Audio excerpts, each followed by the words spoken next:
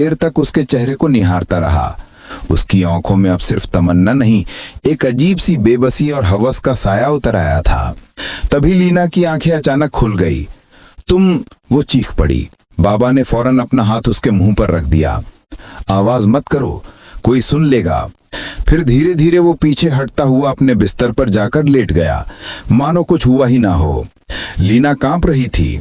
वो चुपचाप बिस्तर पर लेटी रही, मगर उसके जहन में वही सवाल गूंज रहा था, ये बाबा मेरे पास क्यों आया था?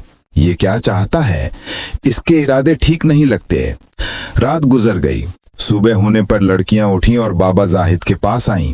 तो क्या आया तुम्हारा काफिला? क्या आज कोई नया बहाना होगा?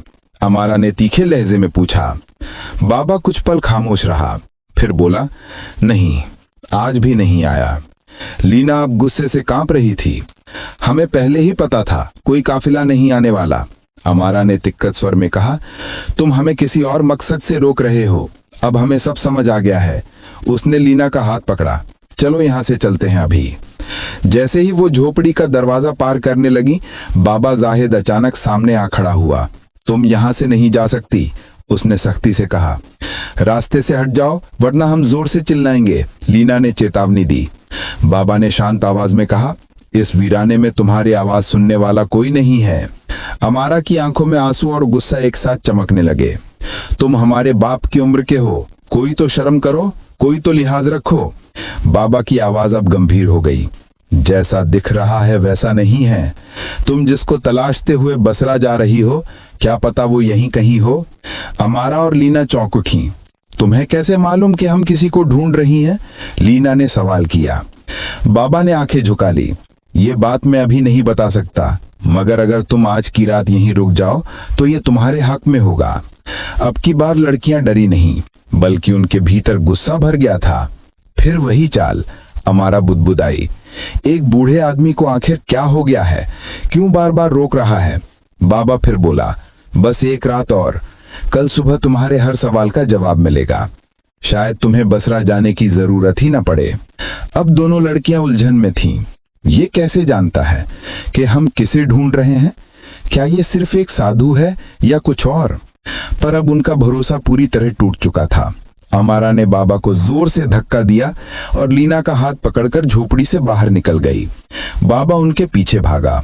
अगर तुम चली गईं तो सब कुछ बर्बाद हो जाएगा, उसकी आवाज कांप रही थी। कुछ दूर जाने के बाद दोनों लड़कियां थककर एक पेड़ के नीचे बैठ गईं। सांसें तेज थीं, चेहरे पर घबराहट, मगर इरादा अब मजबूत था। उसी वक्त पीछे से हांफता हुआ बाबा जाहिद उनके पास आ पहुंचा।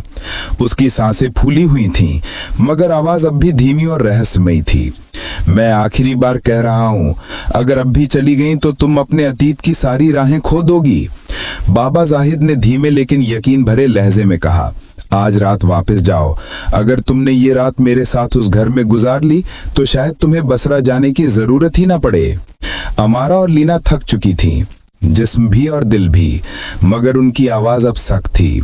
अगर कुछ बात है तो साफ साफ क्यों नहीं बताते? अमारा ने गहरी नजरों से पूछा। बाबा ने लंबी सांस ली और कहा, अभी नहीं बता सकता।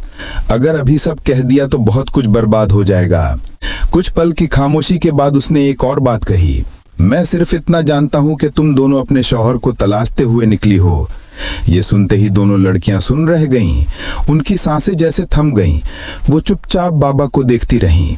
हाँ, अमारा ने लुकते हुए कहा, हम अपने शौहरों को ढूंढ रहे हैं। लीना ने भी हैरानी से पूछा, लेकिन तुम्हें ये सब कैसे मालूम? बाबा जाहिद की आंखें अब पूरी गंभीरता से चमक रही थीं। मुझे सब मालूम है, उसने नरमी से कहा, मगर जवाब पाने के लिए तुम्हें आज की रात मेरे साथ उसी झोंपड़ी में रुकना होगा। ये अजीब सी शर्त सुनकर दोनों बहनों के चेहरों पर डर की लकीरें खिंच गईं। वो एक दूसरे को देखने लगीं। चेहरों पर उलझन, डर और शक साफ झलक रहा था। फिर से कोई चाल, अमारा ने मन ही मन सोचा। क्या ये रात भी वही सब दोहराएगा? बाबा भी वैसा ही खड़ा था, गंभीर, सुस्त, मगर उसकी आंखों में एक बार फिर वही पुरानी बेचैनी थी। कुछ देर सोचने के बाद लीना ने धीमे सुर में कहा, ठीक है, चलो एक रात और रुक जाते हैं। अमारा ने हामी भरी, मगर सख्ती के साथ जोड़ा, मगर ये आखिरी रात होगी। उसके बाद अगर एक लफ्ज भी गलत निकला तो हम कुछ नहीं सुनेंगे।